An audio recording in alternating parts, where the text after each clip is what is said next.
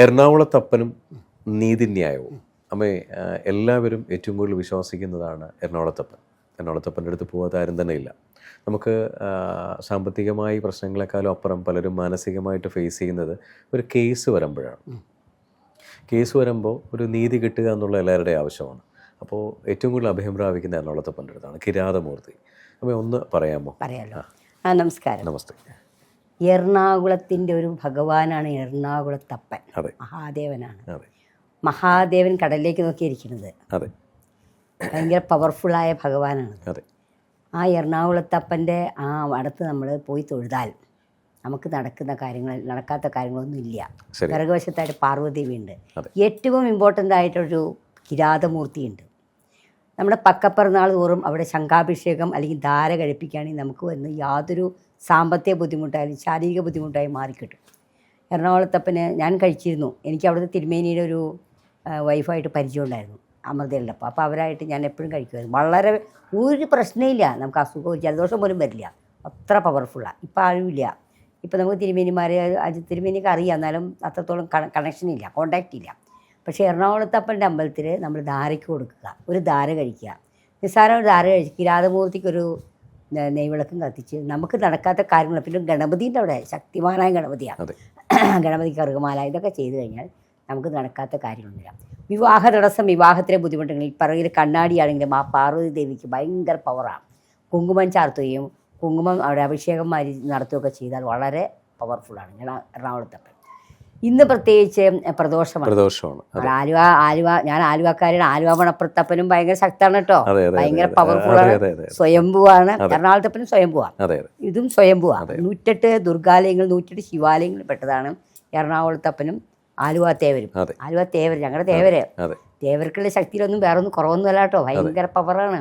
മഴ പെയ്താലും വർഷക്കാലത്ത് വെള്ളപ്പൊക്കമൊക്കെ വരുമ്പോണ്ടല്ലോ, ഭഗവാൻ അത് കാണിച്ചു കൊടുക്കുന്നതാണ് പോയിന്റ്.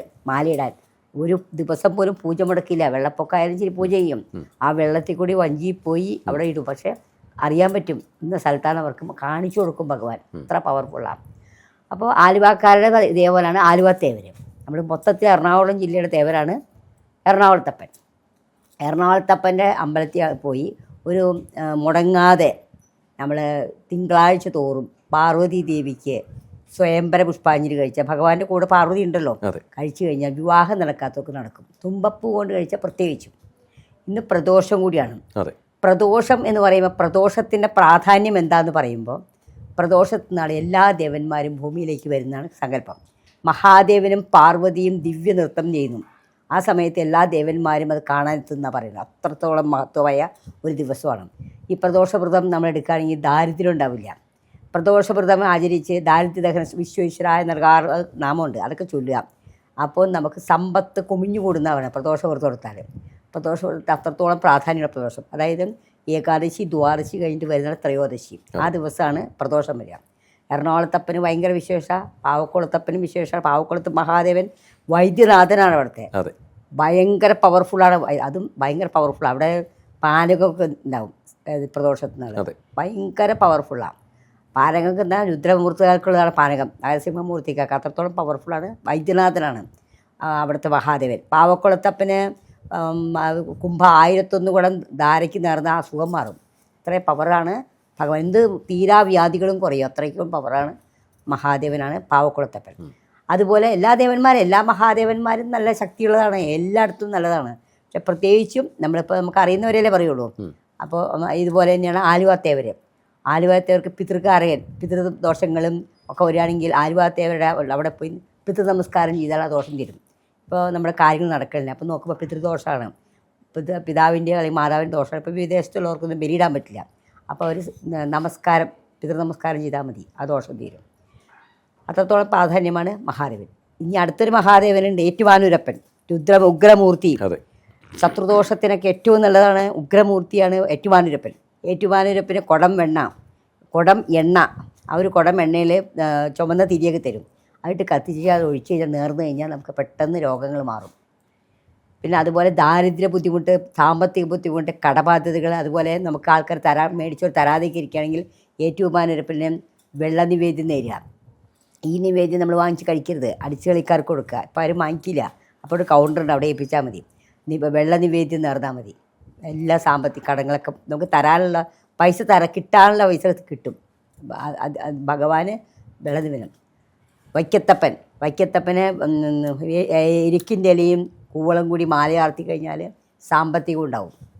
എല്ലാ മഹാദേവന്മാർക്കും ഭയങ്കര പവർഫുള്ളാണ്. നമ്മൾ എറണാകുളത്തായതുകൊണ്ട് എറണാകുളത്തപ്പനാണ് നമുക്ക് കൂടുതലായിട്ട് പ്രാധാന്യം. എറണാകുളത്തപ്പൻ നമുക്ക് തോന്നും.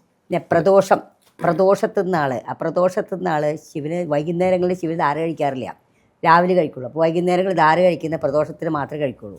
ആ പ്രദോഷത്തിന് ധാരയ്ക്ക് ഏൽപ്പിച്ചാൽ നമ്മുടെ രോഗ ദുരിതങ്ങൾക്ക് ഒരുപാട് ബുദ്ധിമുട്ടൊക്കെ ഉണ്ടെങ്കിൽ തേൻ ധാര കഴിച്ചത് നല്ലതാണ്. എണ്ണ കൊണ്ട് ധാര കഴിച്ചത് നല്ലതാണ്. എണ്ണ കൊണ്ട് ധാര കഴിച്ച് രോഗം മുഞ്ചമ്മ പാപമൊക്കെ തീരും.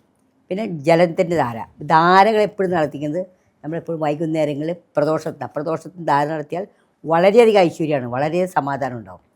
പിന്നെ കേസുകൾ നമ്മൾ മനസ്സാവാച അറിയാത്ത കേസായിരിക്കും. നമ്മൾ കുറ്റക്കാരല്ലെങ്കിലും നമ്മുടെ പേരിൽ സത്യമുണ്ടെങ്കിൽ എറണാകുളത്തപ്പനായാലും മഹാദേവൻ ആലുവാത്തേവർക്കായാലും പാവക്കുളത്തപ്പനായാലും തുമ്പപ്പൂ സമർപ്പിക്കുക. ശനി ഞായർ തിങ്കൾ വൈകുന്നേരം 2 തുമ്പപ്പൂ നമ്മൾ പുച്ഛിച്ച് തള്ളിയിരുന്ന ചെടിയാണ് തുമ്പപ്പൂ. അത് നമ്മൾ ചെടിച്ച് വളർത്തി ആ പൂ കൊണ്ട് സമർപ്പിച്ചാൽ ആ കേസ് പിൻവലിച്ചു പോകും. കാരണം നമുക്ക് ഏക്കാതെ വരും. അത് നമുക്ക് സത്യം ഉണ്ടാവണം. നമ്മൾ സത്യോടെ മാത്രമേ ഉണ്ടാവുള്ളൂ, സത്യോടെ നടക്കില്ല കേട്ടോ. അതേപോലെ തന്നെ കേസ് ജയിക്കാനായിട്ടാണ് ഇവിടെ ജഡ്ജി അമ്മാവന് അപ്പം നേർന്നാലും കേസൊക്കെ ജയിക്കും. അപ്പോൾ ഈ കാര്യങ്ങളൊക്കെ നമ്മൾ ഭഗവാൻ സത്യത്തിന് മാത്രം നിൽക്കും. സത്യസന്ധമായ കാര്യങ്ങൾക്ക് നിൽക്കുള്ളൂ. നമുക്ക് തെളിവുകളാണ് ഈ കാണുന്നതൊക്കെ. അപ്പോൾ എറണാകുളത്തപ്പനെ നമ്മൾ എറണാകുളത്ത് എനിക്ക് ജോലി ഉണ്ടായിരുന്നു ബാങ്കിൽ. അപ്പോൾ ഞാനും പോകുമായിരുന്നു. എല്ലാ ശനിയാഴ്ചയും പോകും എറണാകുളത്തപ്പനെ തൊഴാനായിട്ട്. എറണാകുളത്തപ്പനെ തൊഴുമ്പോൾ എന്താ ഗുണമെന്ന് വെച്ചാൽ അടുത്ത് തന്നെ ഹനുമാൻ സ്വാമി ഉണ്ട്. എൻ്റെ ഇഷ്ടദേവനാണ് ഹനുമാൻ സ്വാമിയുണ്ട്, സുബ്രഹ്മണ്യ സ്വാമിയുണ്ട്, നവഗ്രഹങ്ങൾ എല്ലാവരും ഉണ്ട്. അപ്പോൾ ഒന്ന് തൊഴുത് റൗണ്ട് അടിച്ച് നേരത്തെ പോയാൽ തൊഴുത് റൗണ്ട് അടിച്ച് വന്ന് 10 മണിക്ക് ഓഫീസിൽ കയറാം, ബാങ്കിൽ കയറായിരുന്നു. അങ്ങനെ ചെയ്യുമായിരുന്നു. പക്ഷേ അതിൻ്റേതായ ഗുണങ്ങൾ എനിക്ക് ഉണ്ടായിട്ടുണ്ട് കേട്ടോ. നമ്മളാ മനസ്സറിയാത്ത പല കാര്യങ്ങളും നടന്നിട്ടുണ്ട്. എറണാകുളത്തപ്പൻ അമ്മ പറഞ്ഞ പോലെ ഭയങ്കര പവർഫുള്ളാണ്. അതായത് ഈ ഞാനൊരു സമയത്ത് സ്ഥിരം എല്ലാ ദിവസവും രാവിലെ പോകുമായിരുന്നു. 3:30-ക്കാണ് നിർമ്മാല്യം തുടങ്ങുന്നത്. 3:30 മുതൽ 6 മണി വരെ നമ്മളവിടെ നിന്ന് കഴിഞ്ഞാൽ 1001 കുടം അഭിഷേകം ചെയ്യുന്നത് ഭയങ്കര രസമാണ് കാണാൻ. ഈ തിരുമേനിമാർ 1001 കുടത്തിൽ അവിടുത്തെ കിണറിൽ നിന്ന് വെള്ളം എടുത്ത് കൊണ്ടുവന്ന് ഒരു പ്രത്യേക ഒരു എനർജിയും. അപ്പോൾ നമുക്ക് എന്തെങ്കിലും ആഗ്രഹം ഉണ്ടെങ്കിലോ അല്ലെങ്കിൽ നമ്മൾ എന്തെങ്കിലും ഒരു ഈ അമ്മ പറഞ്ഞ പോലെ സത്യമുള്ള കാര്യങ്ങൾക്ക് വേണ്ടി നമ്മൾ പ്രാർത്ഥിക്കുകയാണെങ്കിൽ നടക്കും. എറണാകുളത്തപ്പൻ അതുപോലെയാണ് പാവക്കുളത്ത് ഈ അസുഖങ്ങൾ എന്തെങ്കിലും ഉണ്ടെങ്കിൽ പൂർണ്ണമായിട്ടും അവിടെ ഈ പറയുന്ന സമർപ്പണം ചെയ്ത് കഴിഞ്ഞാൽ മാറും. ഓരോ അമ്പലങ്ങളും രീതിയാണ്. ക്ഷീരധാര കാര്യം നടക്കാനായിട്ട്, ഇപ്പോൾ ജോലി കിട്ടാനായിട്ട് നമുക്ക് ഭയങ്കര ബുദ്ധിമുട്ട്. വിദേശത്ത് ജോലിക്ക് ശ്രമിച്ചു, കിട്ടിക്കഴിഞ്ഞാൽ ക്ഷീരധാര നടത്തിക്കാൻ ഇപ്പോൾ അങ്ങനെ പൈസ ആയിട്ടുണ്ടാവും, ഇത്രയൊന്നും അറിയില്ല. അപ്പോൾ 10-15 ഒക്കെ ആവും. പക്ഷെ മറ്റുള്ള പാവക്കുളത്തൊന്നും അത്രയില്ല. അത് വേറെ ജലം. ഇത് ക്ഷീരധാര, പാല് കൊണ്ട്, പാലിമലയില്ലേ, അത് നമ്മുടെ മുമ്പിൽ വെച്ച് പാല് കൊണ്ട് അഭിഷേകം ചെയ്ത് കാണിക്കും. ഭയങ്കര പവറാണ്. ആ സമയത്ത് നമ്മളവിടെ നമശിവായ ജില്ലയിലുണ്ടോ ശരീരമൊക്കെ കോരിത്തിരി. ഞാൻ എൻ്റെ മൂത്ത മകന് വേണ്ടി ചെയ്തിട്ടുണ്ട്. അപ്പൊ നമ്മുടെ ശരീരമൊക്കെ ഇങ്ങനെ കോരിത്തിരി. ഭയങ്കര പവർഫുൾ ആണ്. അതുപോലെ ഉഗ്രമൂർത്തിയാണ് ഈ പറയുന്ന ഏറ്റുമാനൂരപ്പൻ്റെ അടുത്ത് നമുക്കൊരു ശത്രുദോഷങ്ങളുണ്ടെങ്കിൽ, നമ്മളൊരാളെയും വേദനിപ്പിച്ചിട്ടില്ല എന്നുണ്ടെങ്കിൽ അഭയം പ്രാപിച്ചാൽ അത് പൂർണ്ണമായിട്ട് നമ്മളെ രക്ഷിക്കും. മനഃപൂർവ്വമല്ലാത്ത സത്യസന്ധമായ എല്ലാ കാര്യത്തിലും കൂട്ടു നിൽക്കുന്ന. അപ്പോൾ എല്ലാ പേർക്കും എറണാകുളത്തപ്പൻ്റെ അടുത്ത് പോകാനും അല്ലെങ്കിൽ ബാക്കിയുള്ള ക്ഷേത്രങ്ങളിൽ പോകാനും ഭാഗ്യമുണ്ടാകട്ടെ. നന്ദി, നമസ്കാരം. നിങ്ങളുടെ ജീവിതത്തിലെ വലിയൊരു മാറ്റങ്ങൾക്ക് വേണ്ടി അബാക് ജ്യോതിഷം നിങ്ങളോടൊപ്പമുണ്ട്.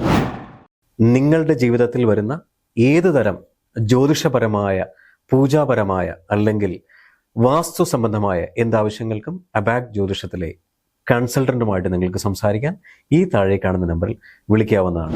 അതിലുപരി ജ്യോതിഷപരമായ പുതിയ അറിവുകൾ നിങ്ങൾക്ക് ലഭിക്കുന്നതിന് വേണ്ടി ഈ പറയുന്ന ചാനൽ സബ്സ്ക്രൈബ് ചെയ്യാൻ മറക്കേണ്ട ആവശ്യമില്ല. Thank you.